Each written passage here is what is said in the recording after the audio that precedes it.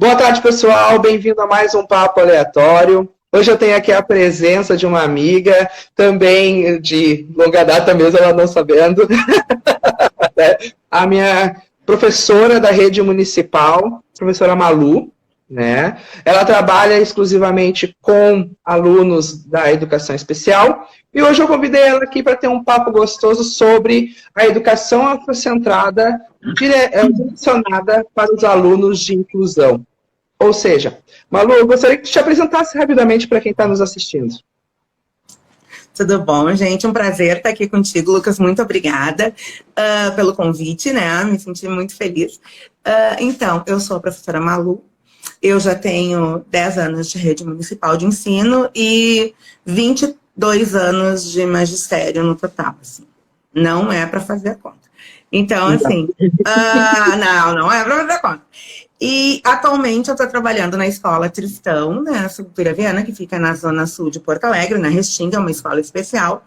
E ali eu tenho o trabalho com alunos especiais. Nesse momento eu estou na direção da escola, né? Então, era isso. E eu tenho 40 horas na prefeitura e durante o dia eu estou na Escola Tristão. E à noite eu trabalho com EJA, né, lá na Escola Judite, também com um público de inclusão. Legal, a Judite mas ali à noite, né? É à noite, sim, noite. Que massa. Eu gosto. Então, para te entender a dinâmica do nosso papo, eu faço 4 perguntas para você. No final, eu peço que tu deixe uma mensagem para quem vai nos assistir, tá bom? Certo. Preparado, então? Preparada nunca, né? Nunca tá preparado, mas vamos lá. Mas vamos lá, né? Então tá, Malu. Nós temos visto que desde 2003, nós temos várias leis que incentivam a questão do ensino da história negra, da história indígena. Se eu não me engano, é a Lei 10.639, não tenho certeza, que me corrija. Sim. E a gente fala muito sobre a questão do ensino afrocentrado. Para quem não conhece, tu poderia nos dizer o que seria esse ensino afrocentrado e por que ele é tão importante? Bom, né, Lucas? Nós, eu muito antes de ti, óbvio, a gente teve uma educação mais voltada para uma branquitude, né? Então, assim, a gente via reis, rainhas, né? As princesas, os grandes protagonistas das histórias infantis do meu tempo eram brancos, né? Quando eu estudei a história quando é que eu ouvia falar em negros, né, como protagonista? Nunca. Mas no dia 13 de maio, a gente ouvia falar que era o dia que a princesa Isabel libertou os escravos que vieram felizes para o Brasil, mas aqui foram escravizados. Então, assim, parecia romântica a história, né? E era uma educação muito voltada para essa coisa. Então, o que eu ouvia falar? De uma princesa Isabel, que era maravilhosa e que libertou os negros. Então, na verdade, nem no 13 de maio, no meu tempo, existia o negro como centro, né? Porque ficava tudo muito voltado para a princesa Isabel. Então, dentro deste contexto, né, que na minha época foi assim, a questão histórica, e a gente aprendia muito isso na história. Aí depois, mais adiante, a gente ia estudar depois a história do Rio Grande do Sul. Aí vinha o 20 de setembro como um momento mágico, maravilhoso, uma guerra linda, que muito tempo depois a gente descobre que tem os lanceiros negros. Mas isso é muito tempo depois, assim. É dentro da minha pesquisa, dentro da minha evolução enquanto aluno, que tu vai buscar, e aí tu vai pensando em outras coisas, aí tu vai tendo uma outra visão. Então, assim, eu queria contextualizar primeiro, né? O que acontece? Então, a gente não tinha, eu não tive. E tive professores maravilhosos. Eu não estou reclamando dos meus professores, ao contrário, eles foram ótimos. Mas naquela época se falava na branquitude só, né? Não tinha negro como personagem, era o Pelé. Então, assim, tinha muito aquela coisa assim, não, fulaninho joga bem, ele é o Pelé. nosso Pelé branco, sabe? Uma coisa assim horrível, mas enfim, né? E hoje a gente consegue ver os protagonistas, né? O protagonismo negro. E isso é muito importante. Essa educação afrocentrada, nesse sentido de tu mostrar também o protagonismo negro. Né? De tu valorizar o papel do negro na sociedade. De tu valorizar o negro na história do Brasil, o negro na história do Rio Grande do Sul, né? O negro nas histórias infantis. Eu acho que começa lá pelas histórias infantis, na verdade, né? Tu já tem que começar lá de baixo, né? Lá dos pequenininhos. Então, tu vai valorizando as músicas, né? Porque eu lembro que com o meu filho já foi muito diferente. O meu filho hoje tem 27 anos. Então, assim, com o Leandro já foi bem diferente. Então, eu já fiz uma outra leitura com ele. Então, ele já tinha um outro conhecimento que era muito legal. Então, assim, o Leandro, quando ele foi para a escola, não eram só aquelas músicas que se tocavam na escola, assim. Então ele já dizia assim, ó, pô, mas eu gosto de reggae. Eu conheço o Bob Marley, sabe? Então, assim, ele já tinha uma outra visão, ele sabia quem era Michael Jackson. Meu filho gosta, tu vê, né? Quem era o jogador que tu mais gosta? O Garrincha. Então, ele já teve uma educação afrocentrada, né? Ele já conheceu os personagens. Né? Eu acho que isso é importante dizer. Quando eu falo assim que o Leandro teve uma educação afrocentrada, parece que eu disse assim, ó, só negro tu pode gostar. Não, eu apresentei todos para ele.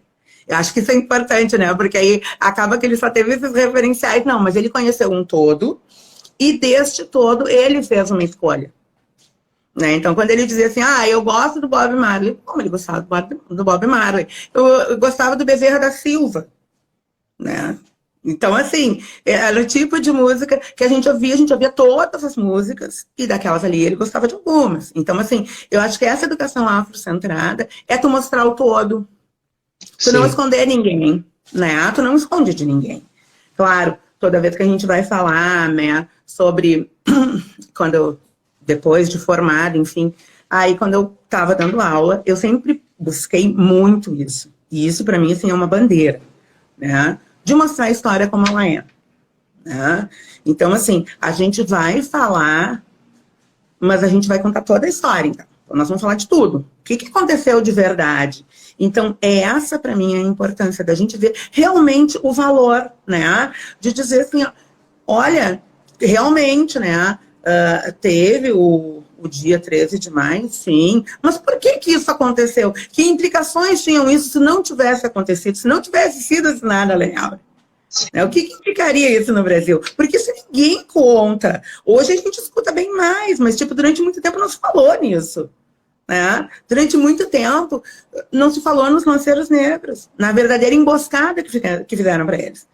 Então, assim, essa questão histórica, cultural e de grandes personalidades negras, brasileiras também, que fizeram toda essa nossa história linda, toda essa construção linda que a gente tem hoje. Né? Isso é muito importante, né? Salientar, contextualizar e trazer, de fato, tudo que é importante para o aluno e para quem está estudando sobre essa questão ter um conhecimento geral, né? Não só uma parte da história, não só a parte linda da história, mas também tudo que envolve, né? Voltando ainda para essa questão da educação afrocentrada, né, e como tu trabalha muito com o público, né, atualmente não, mas quando trabalhou com a questão... não, trabalha sim com a questão da inclusão. Que desafios tu encontrou nessa trajetória para implementar a educação afrocentrada dentro do universo inclusivo? Então, né, dentro do universo inclusivo, a gente tem vários desafios, né? Lucas, a gente vê hoje, com essa função da pandemia, a desigualdade fica muito mais gritante, né? E a desigualdade em vários sentidos. Então, quando a gente está trabalhando na educação especial, isso grita muito mais, né? Eu me lembro que quando eu entrei na escola Tristão, uma das alunas me olhou e olhou para uma outra colega minha, negra também, e disse assim, duas, né? Duas. E interessante que essa menina é branca. E ela disse assim, duas. E eu disse assim, duas? E ela, é. E eu disse assim, duas negras? E ela, é. Porque, assim, nós não somos nem parecidas, mas, tipo, ela conseguiu ver que dentro daquele universo tinham duas professoras agora negras. Eu achei muito interessante. E eu disse, nossa, que bacana de trabalhar, né? E aí a gente começou trabalhando a questão do corpo, né? A questão da constituição do sujeito. E aí a gente vai trabalhar também, né? Isso eu estou falando no meu trabalho enquanto professora na escola. E aí a gente começou a trabalhar com vários EVAs de tons diferentes, de tons de pele diferentes, né? Então, assim, agora nós vamos fazer o nosso boneco. Esse aqui somos nós. E aí, o interessante é que eles estavam comparando a ideia, e claro que tinha o EVA branco, tinha o EVA rosa, tinha o EVA amarelo, e os outros vários tons de EVA. E a tendência qual é, né? Tu vai fazer um boneco branco, né? Pegou o primeiro branquinho, assim, branco. E aí eu digo, bom, mas então assim, o meu vai ter que ser diferente. E aí a gente começou a comparar o tom do EVA e ver, mas então nós somos diferentes, né? Olha só a cor da pele de cada um. Que legal isso, né? Que seria o colorismo, né? Então, a gente começou a trabalhar com a questão do colorismo, e isso foi muito legal, né? Os tons diferentes, mas todo mundo na mesma sala, aprendendo a mesma coisa, tendo as mesmas ideias, e às vezes tendo ideias totalmente diferentes, né? Então, assim, às vezes a gente fazia uma pergunta do tipo, tá, e aí agora? Esse boneco aqui vai fazer o quê? Esse aqui gosta de jogar bola, né? Então, aí eles atrelavam a pessoa deles, né? Então, assim, foi um desafio nesse sentido de desconstruir alguns paradigmas, né, já muito enraizadinhos, assim, do tipo, eu só posso fazer um boneco dessa cor. Não, eu posso fazer um boneco de várias cores. E hoje em dia, muito diferente, assim, de quando eu estava estudando, tanto no curso normal como na faculdade, hoje a gente tem opções. Né? Muitas opções, né? A gente tem opção de EVA, a gente tem opção de lápis de cor, a gente tem opção de giz de cera, a gente tem opção de tinta, quer dizer, a gente tem opção. Então, hoje, não dá mais para a gente aceitar, né? Hoje não tem mais desculpa, né? Hoje a gente tem sim que trabalhar e a gente tem material para trabalhar, né? E materiais acessíveis para trabalhar. Né? Eu acho que isso sim. Então, esse foi um primeiro desafio, né? Tu desconstruir tudo aquilo que tu viu até aquele momento e tu poder dizer que uma boneca pode ter um cabelo crespo, que um boneco pode ter um cabelo crespo, que um boneco não precisa ter um cabelo liso, né? Isso também a gente também trabalhou, né? Então, assim, por quê? Porque tu vem dentro, e isso é cultural, né? Tu vai olhar num livro de história, então assim, eu levei os meus livros para trabalhar, a gente também tinha bastante livros na biblioteca, mas claro que a gente acaba sempre seguindo aquele mesmo padrão, tu vai sempre no mesmo livro, tu vai sempre na mesma coisa. Então assim, tu desconstruir algumas coisas para poder fazer uma reconstrução, né, do sujeito, né, que está ali dentro trabalhando. Que demais, né? Essa questão do aluno entender a identidade dele dentro da escola, fora dela, e que existem e ser diferente não é ruim. A diferença é que torna tudo interessante, né? Que torna tudo belo, e é essa diversidade que nos torna ao mesmo tempo únicos, né? Ao mesmo tempo que é diverso, nos torna únicos dentro de um universo, né? Então é muito importante o aluno ter esse conhecimento da sua identidade, dele se entender enquanto sujeito e entender que todas as ações e que tudo que o faz diferente acaba interferindo no outro e na sociedade de um modo geral, né? E isso é muito legal, essa desconstrução de que todo mundo é igual. Não, nós somos diferentes, e isso é bom, isso é interessante. Isso é legal, né? E no meio inclusivo, da inclusão, né, isso tem que ser bem trabalhado, mas principalmente para aqueles alunos nossos lá no regular, que ainda tem essa dificuldade de entender, né, de respeitar a particularidade da pessoa que está sendo incluída dentro do processo, dentro daquele ambiente escolar, né? E são as mais variadas formas de inclusão, né, que nós temos tornado. Lucas, e isso vem uma coisa assim também, tudo o que é diferente A gente tem medo, a gente tem receio, a gente não sabe como agir, né? Então, assim, é tudo muito novo, né? Na verdade, eu costumo dizer que é uma novidade, né? É uma novidade nós, negros, estando ocupando determinados lugares na sociedade. Isso é novo. Isso é muito novo, né? Assim como todo o resto. Então, quer dizer, eu poder me identificar como uma criança negra e me desenhar e me pintar de marrom, nossa! Nossa, isso é um grito de liberdade, sabe? Isso era impensado quando eu era pequena, né? Então, tipo assim, existia um lápis que era cor de pele, era aquilo ali, estava escrito pele. Eu me lembro disso, sabe? Então, quer dizer, olha como a gente conseguiu evoluir, né? Só que ainda é novo para muitas pessoas, isso ainda é uma novidade, né? E eu respeito isso. É todo um processo, eu respeito isso. Não quer dizer que eu concorde, eu não concordo. Mas eu respeito, eu entendo e sempre tento mostrar o outro lado, né? Que olha, nós existimos, estamos aqui, né? Estou aqui. Sim. Sim, acho que deu uma cortadinha, mas deu para eu entender. Com certeza é bem isso. Essa é a lógica, né? Que a gente tem que tentar seguir e viver todos os dias. Ainda dentro dessa lógica, Malu, tu já até respondeu uma pergunta que eu ia falar, que era para citar uma atividade, já citou, mas então, dando continuidade, eu queria que tu falasse, então, para a gente dar um encerramento, quais são as ações, quais são as atitudes que nós, enquanto educadores, devemos ter, né? Não só nós, enquanto educadores, mas tu também está no lado da gestão, mas nós, como gestores, devemos ter para desempenhar uma educação afrocentrada dentro das nossas escolas.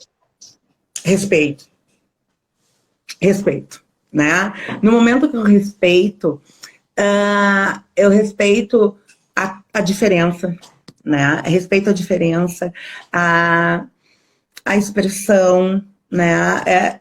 E toda uma história também, eu respeito a uma história que foi escondida durante muito tempo. Eu acho que isso é muito importante, né? Quando a gente traz alguém para conversar, né? Quando a gente traz um escritor, quando a gente traz um dançarino, enfim, ter esse respeito de também, em algum momento, trazer alguma personalidade negra para a escola.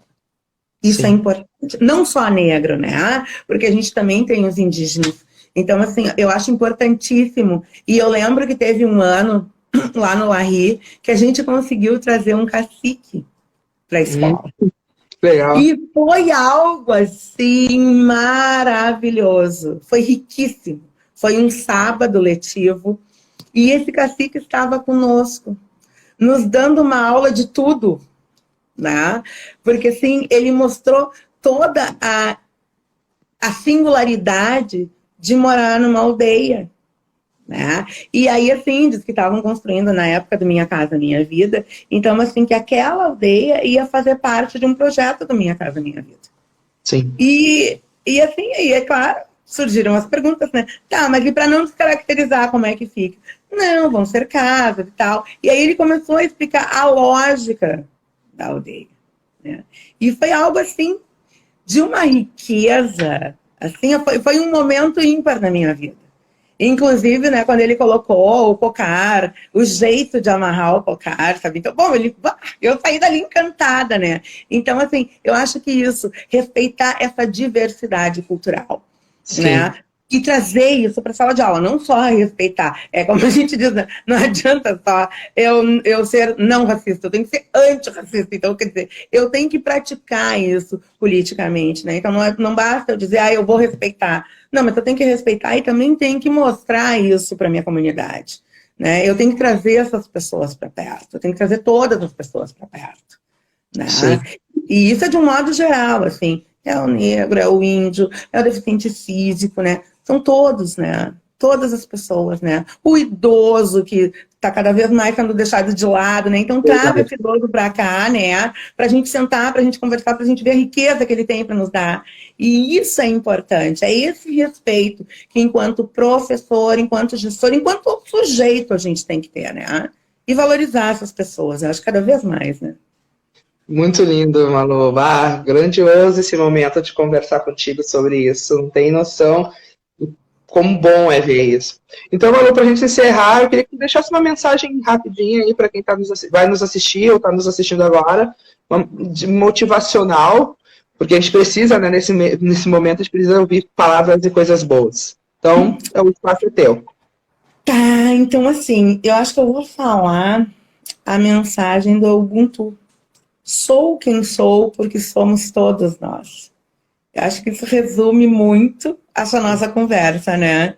Quer dizer, eu não estou aqui do nada, né? Eu tenho uma ancestralidade, eu tenho crenças, eu tenho virtudes que eu construí, eu tenho uma bagagem que eu construí e acredito muito, assim, que se hoje eu sou uma profissional que eu sou, que ainda tenho muito que aprender, sim, eu fiz toda essa construção em cima de muitas pessoas, né? Conversando muito, aprendendo muito, né? Porque a gente vai aprendendo muito. E quanto mais a gente estuda, mais a gente vê que a gente tem que aprender muito. Então, acho que é isso. Eu sou quem eu sou porque somos todos nós, né? Porque a gente está todos juntos, porque a gente acredita um no outro. É isso. Muito lindo, muito, muito lindo. Só queria enfatizar que tem um menino aí assistindo a nossa live, Pedro. Que é o Pedro. Que eu amo. Pedro. Ele é tudo de bom. Ele é ótimo. Obrigado, Pedro, por estar aí nos assistindo. Siga a nossa página, depois a gente vai botar na descrição do vídeo. Malu, então eu queria te agradecer novamente. Muito obrigado por essa oportunidade de estar compartilhando com a gente um pouco de conhecimento. Obrigado mesmo, agradeço. E espero que não seja só esse primeiro vídeo, mas que outras oportunidades tu possa estar aqui conosco, compartilhando mais e mais essa tua caminhada. Por mais que sejam 22 anos, né, que tu não quer que a gente calcule. Não é para calcular, Lucas, eu falei. Daqui a pouco tu vai estar falando da minha idade. Não pode. Não vou calcular, mas que venham bastante experiências e nós aqui do Papo Aleatório queremos trazer o que é nosso e valorizar o que é nosso, né? Então é muito importante isso, muito importante para mim e para quem vai assistir poder compartilhar contigo esse momento. Muito obrigado. Eu que agradeço, Lucas, esse momento ímpar. Eu acho que estar conversando contigo, estar trocando ideias contigo foi muito bom, muito enriquecedor, né? Você é um cara maravilhoso, um professor fantástico. E o legal é assim, a gente trabalhamos juntos, entre aspas, né? Lá em 2010, 2011. E parece que a gente se conhece há anos, né? Eu sempre me sinto muito à vontade contigo. E eu acho que isso é muito legal, né? Eu acho que a gente tem uma caminhada muito parecida e acho que a gente se dá bem por isso, né? Porque parece assim que eu me sinto muito à vontade, sempre. Né? Eu também. Muito legal. Então, galera, você que assistiu aí, muito obrigado pela presença. Se não segue a nossa página, siga. E até o próximo Papo Aleatório. Obrigado, Malu. Até a próxima. Valeu, agradeço.